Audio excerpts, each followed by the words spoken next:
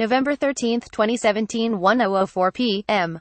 ET. President Donald Trump in June announced to the world an age of energy dominance by the U.S.More drilling for oil and gas and new incentives for nuclear energy are part of the Trump administration's plans to enlarge the already huge U.S. footprint in increasingly competitive global energy markets. Another part of the plan: more exports of natural gas. The U.S. has become a major player in international natural gas markets in recent years. Improved drilling techniques, including hydraulic fracturing, or fracking, along with technological developments that have boosted the industry's ability to liquefy natural gas for shipping, have fueled both a global boom and a glut in natural gas. The fast-growing global market for liquefied natural gas, or LNG, that has arisen makes U.S. supplies more exposed to international prices than before. Some fear this will raise costs for natural gas customers within the U.S., including manufacturers. Industry sources, meanwhile, say that natural gas exports will create more jobs at home and help the U.S. compete globally with other exporters of natural gas, such as Russia and Iran. Arguing against increasing U.S. exports of natural gas is Paul Sisio, president of the Industrial Energy Consumers of America. Anna Mikulska, a non-resident fellow in energy studies at Rice University's Baker Institute for Public Policy, advocates more exports.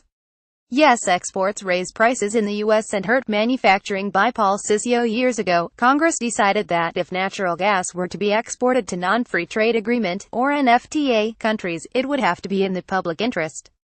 But it can't possibly be in the public interest to export as much natural gas as the Energy Department has approved for the next few decades, an amount roughly equal to 2/3 of all of our domestic demand last year. Low-cost, plentiful natural gas has been a critical contributor to the U.S. economy for years. Inexpensive natural gas has played a major role in the revival of manufacturing in this country. The big increase in exports that the gas industry and the Trump administration want will pressure supplies and increase the price in the U.S., as buyers overseas bid up prices, posing a significant long-term risk to the U.S. economy. Plus, gas resource estimates are highly speculative and subject to significant economic and political risk long-term. When Congress passed the Natural Gas Act, which says that the Energy Department can't approve exports to NFTA countries without it being in the public interest, the message was clear: the U.S. economy as a whole is a priority over exports to NFTA countries. But last year, according to the Energy Department, some 56% of U.S. LNG exports were shipped to 13 NFTA countries. Such shipments don't constitute fair trade, nor do they follow the President's America First policy for U.S. manufacturers. Shipping our LNG to NFTA countries rewards them for not having free trade pacts with the U.S. and undermines our ability to secure bilateral fair trade agreements. NFTA countries buying our natural gas are often the same countries that subsidize their manufacturers and apply import tariffs to prevent U.S. manufacturers from exporting products into their country. Increasing LNG exports is damaging to the economy when prices increase to global levels, undermining our manufacturing competitiveness and jobs. Even a study sponsored by the Energy Department to justify its export approvals concluded that increased LNG exports resulted in higher natural gas and electricity prices, decreased wages, capital and indirect tax income, and created negative impacts to manufacturing competitiveness and jobs. Gas producers, exporters and shareholders are the winners, and everyone else loses.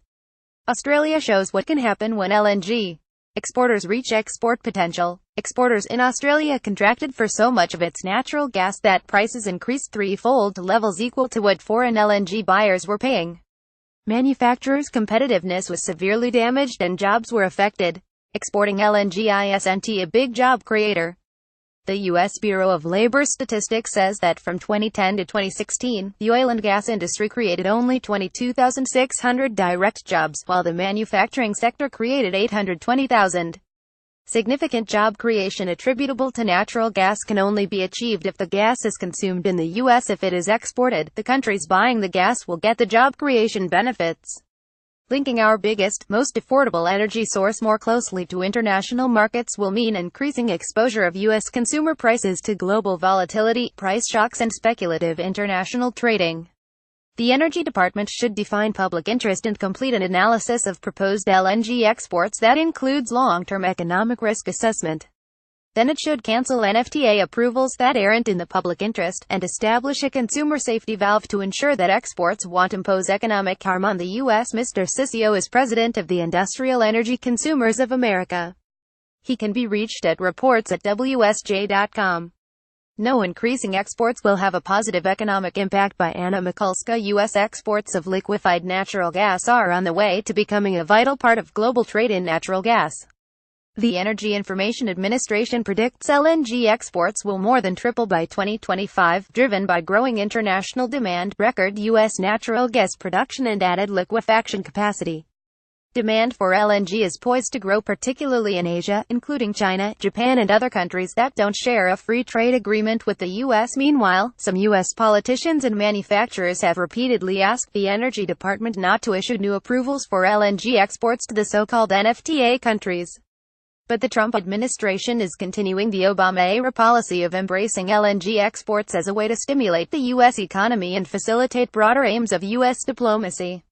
And there are good reasons for doing so. To start, the U.S. already exports many manufactured goods, services, oil, refined products, chemicals and agricultural goods to NFTA countries.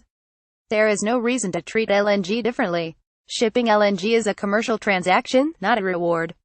If the U.S. doesn't export its LNG, the NFTA countries will find other suppliers, including Australia, Qatar, Russia, Mozambique and possibly even Iran.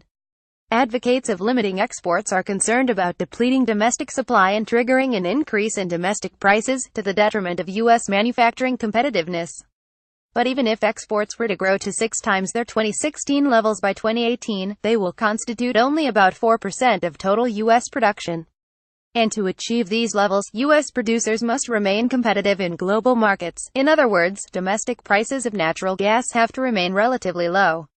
Though it is true that increasing LNG exports will push domestic prices up, the impacts are modest. A 2015 Energy Department study on the macroeconomic impact of increasing LNG exports finds that LNG exports have a net positive impact on U.S. GDP.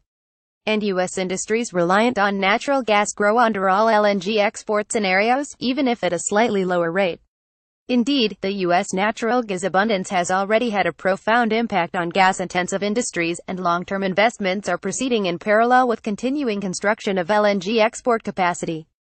The American Chemistry Council estimated that shale development as of July has triggered 310 chemical industry projects completed, started or projected.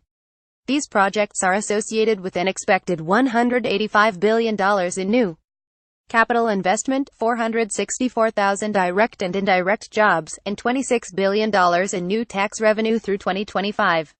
Critics might look at selective years and narrow job descriptions to try to argue that LNG exports won't contribute much to job growth. But more than 61,000 jobs were created in the extraction of oil and gas between 2004 and 2017. And if one looks at Bureau of Labor statistics for extraction, drilling and support activities in the oil and gas industry, more than 162,000 jobs were created between 2007 and 2012. If restrictions were imposed on LNG exports, only a few domestic manufacturers would gain a small advantage, while the broader benefits to the rest of the economy would be lost. Restrictions would weaken the U.S. position in bilateral and multilateral trade discussions and reduce any foreign policy benefit that could be derived from a growing U.S. role in the global energy market. Dr. Mikulska is a non-resident fellow in energy studies at Rice University's Baker Institute for Public Policy. She can be reached at reports@wsj.com. Corrections Amplifications. Cheniere Energy Inc.'s Sabine Pass natural gas terminal is on the Louisiana side of Sabine Pass, which runs between Louisiana and Texas.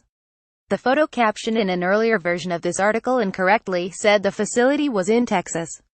November 14, 2017 appeared in the November 14, 2017 print edition.